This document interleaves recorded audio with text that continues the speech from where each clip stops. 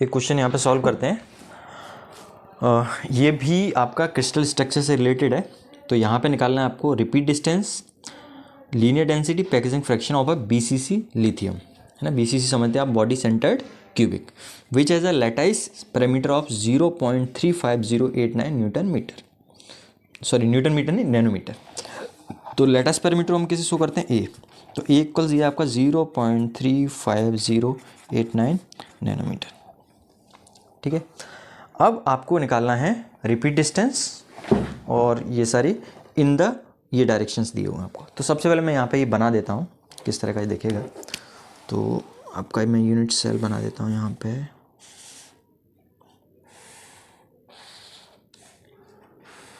कुछ इस तरह से यूनिट सेल दिखेगा।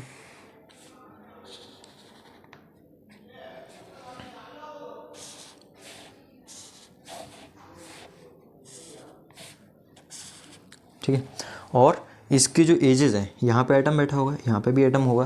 मैं दूसरे कलर से दिखा देता हूँ। यहाँ पे एटम बैठा होगा, यहाँ पे एटम होगा, यहाँ पे एटम होगा, यहाँ पे एटम होगा, यहाँ पे एटम होगा, यहाँ पे एटम होगा, और इनकी शेयरिंग हो रही होगी नेबरिंग यूनिट सेल से, ठीक है। और एक बिल्कुल सेंटर में, बॉडी के सेंटर में, तो यहाँ पे एक एटम बैठा हुआ, क्योंकि ये बॉडी सेंटर क्यूबिक है। अब XYZ की यदि हम बात करें तो आपका ये क्या है, एक्स डायरेक्शन है, ठीक है। ये आपका वाई डायरेक्शन है, और ये आपका जेड डायरेक्शन है, ठीक है।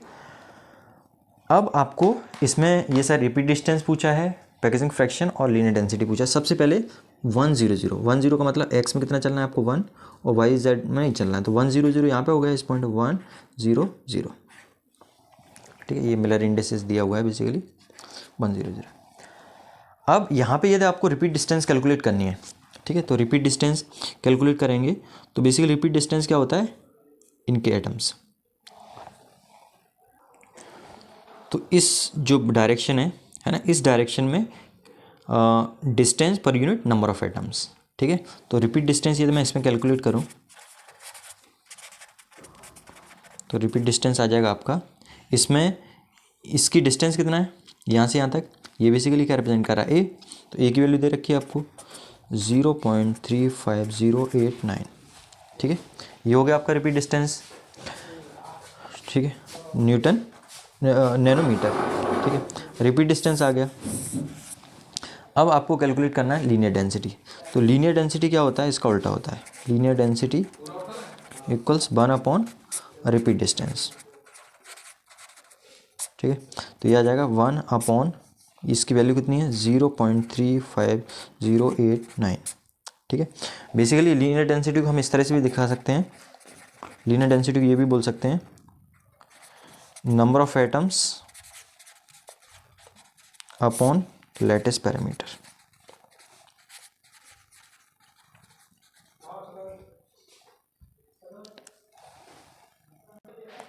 लैटिस पैरामीटर नहीं, यहाँ पे लीनियर डिस्टेंस आएगा, लीनियर डिस्टेंस कितना, ठीक है। और ये डिस्टेंस किसके टर्म्स में आता है, इसी के टर्म्स में आता है, लैटिस पैरामीटर के टर्म्स में। तो यहाँ पे यदि आप निकालेंगे तो इसकी वैल्यू आ जाएगी आपकी 1 ये आ रहा है, तो 1 डिवाइडेड बाई 0.35089, तो ये आ गया आपका लीनियर डेंसिटी इक्वल आ गया 2.849 है, तो इसको 85 न्यूटन मीटर आएगा, है ना, क्योंकि ये अपॉन में है। अब पैकेजिंग फ्रैक्शन निकालते हैं। तो पैकेजिंग फ्रैक्शन निकालने का फॉर्मूला होता है, इक्वल्स होता है आपका लीनियर डेंसिटी इंटू 2R, ठीक है। तो सबसे पहले रेडियस निकालना पड़ेगा।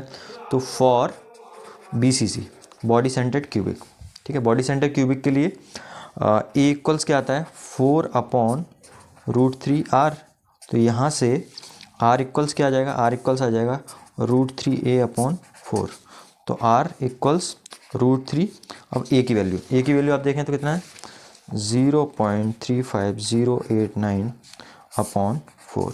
तो यहाँ से R निकल आएगा, R आ जाएगा आपका √3 इंटू 0.35089, ठीक है, डिवाइडेड बाई 4। तो ये R की वैल्यू आ गई आपका 0.15 19 है तो इसको 2 कर देता हूँ, ठीक है। ये भी न्यूटन मीटर में आएगी, सॉरी नैनोमीटर, बार बार मैं न्यूटन मीटर बोल रहा हूँ, ठीक है। नैनोमीटर में आ गया। अब इस वैल्यू को हम कहाँ पे पुटअप कर देते हैं, इस वाले फार्मूले में पुटअप कर देते हैं। ये पैकेजिंग फ्रैक्शन का फार्मूला है, ठीक है। तो यहाँ से पैकेजिंग फ्रैक्शन इक्वल्स आ जाएगा, ये जिंग फ्रैक्शन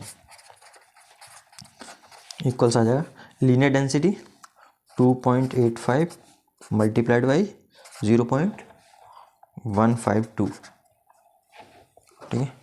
तो इंटू 2.85 कर देते हैं तो ये आ गया 0.43 और पैकेजिंग फ्रैक्शन आ गया आपका 43%। ओ एक सेकंड, इसमें एक 2R है यहाँ पे, तो इसमें 2 का भी मल्टीप्लाई करना पड़ेगा, तो इसमें 2 का मल्टीप्लाई और करेंगे तो आ जाएगा आपका 86% या 0.86, ठीक है। इसमें दूसरा है 110, तो यहाँ से ये 1 हो गया, x में ये 1 चला और ये y में चला 1 चला, तो ये आ गया 110, ठीक है। अब यहाँ पे लीनियर डिस्टेंस कौन सा होगा, ये वाला, ठीक है, ये वाला। तो ये a है और ये a है, ये सब राइट एंगल पे होते हैं, तो इसकी वैल्यू क्या आ जाएगी √2a पाइथागोरस थ्योरम से। पाइथागोरस थ्योरम आप इसमें लगाओगे, ठीक है। तो ये क्या हो जाएगा हाइपोटेनियस, ये परपेंडिकुलर बेसिस में से हो जाएगा, तो a का स्क्वायर प्लस a का स्क्वायर इक्वल्स, इसको x मानेंगे तो x हो जाएगा ये x का स्क्वायर, तो x का स्क्वायर क्या आ जाएगा 2a स्क्वायर, तो यहाँ से x इक्वल्स क्या आ जाएगा √2a, ठीक है। ये तो नॉर्मल चीज़ आपको समझ में आ गई होगी। अब यहाँ पे भी क्या निकालना है आपको, लीनियर डेंसिटी निकालना है, ठीक है। तो इसमें भी यदि आप एटम्स देखेंगे तो एक एटम ये है, इसका आधा पार्ट है और इसका भी आधा पार्ट है, क्योंकि आधा पार्ट दूसरे से शेयर हो रहा होगा। तो यहाँ पे एटम की वैल्यू 1 और ये डिस्टेंस, लेटेस्ट डिस्टेंस कितना आएगा √2a, ठीक है। तो रिपीट डिस्टेंस का मतलब ये वाली डिस्टेंस, तो रिपीट डिस्टेंस इक्वल्स √2a, तो √2 और a की वैल्यू कितनी है 0.35089, ठीक है। तो √2 इंटू 0.35089, तो ये आ गया आपका रिपीट डिस्टेंस, आ गया आपका 0.4962, ठीक है। अब आपको क्या कैलकुलेट करना है, रिपीट डिस्टेंस निकाला है, लीनियर डेंसिटी। तो लीनियर डेंसिटी क्या होती है, लीनियर डेंसिटी होती है 1 अपॉन रिपीट डिस्टेंस। तो यहाँ पे 1 रिपीट डिस्टेंस क्या है 0.4962, ठीक है। तो 1 डिवाइडेड बाई आंसर, तो ये आ गया आपका लीनियर डिस्टेंस, आ गई आपके लीनियर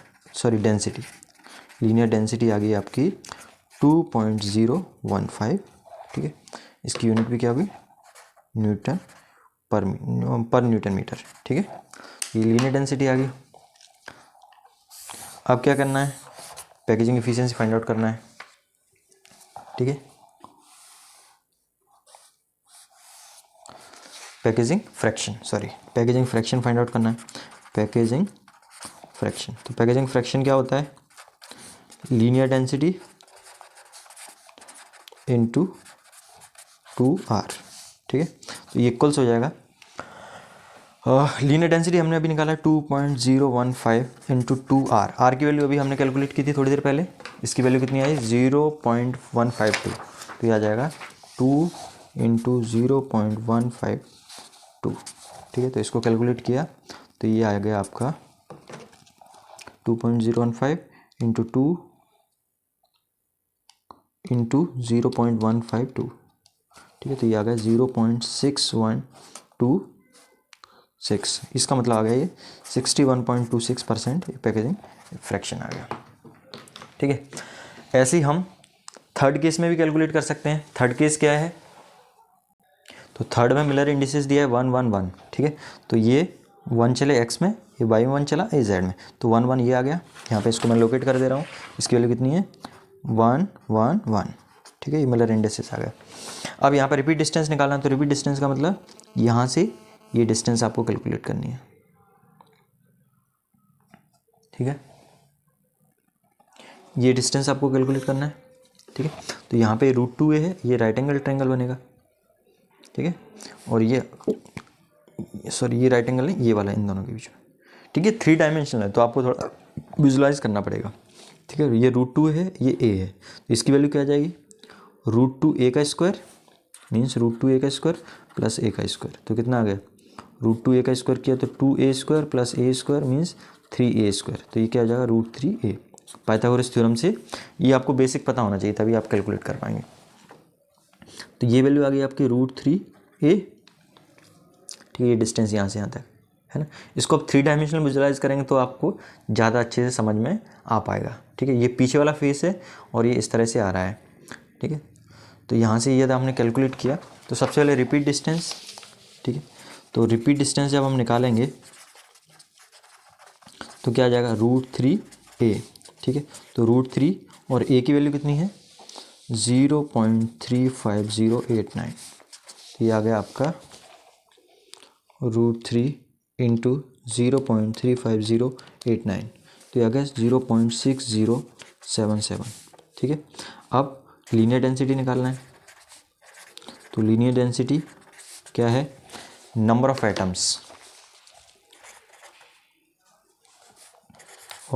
एटम्स डिवाइडेड बाई, है ना, ये डिस्टेंस।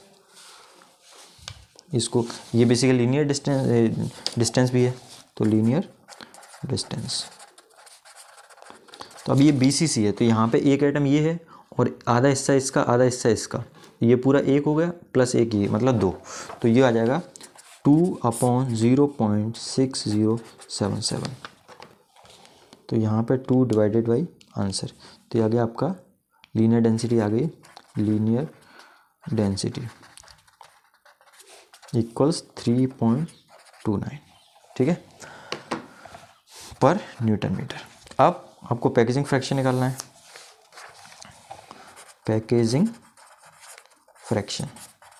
तो पैकेजिंग फ्रैक्शन क्या होता है, लीनियर डेंसिटी इंटू 2r। तो लीनियर डेंसिटी आपकी क्या है 3.29 और इंटू 2, और r की वैल्यू अभी हमने कैलकुलेट की थी, उसकी वैल्यू कितनी आई है 0.152। रेडियस तो सेम रहेगा, एटॉमिक रेडियस, तो ये आ जाएगा 3.29 इंटू 2 इंटू 0.152, तो ये आ गया 1, ठीक है, मीन्स इसका 100% का आ गया। तो सबसे ज़्यादा पैक्ड कौन सा है, सबसे ज़्यादा पैक्ड आपका यही वाला है, तीसरा वाला सबसे ज़्यादा पैक्ड है, क्योंकि पैकिंग फ्रैक्शंस इसमें सबसे ज़्यादा आया है।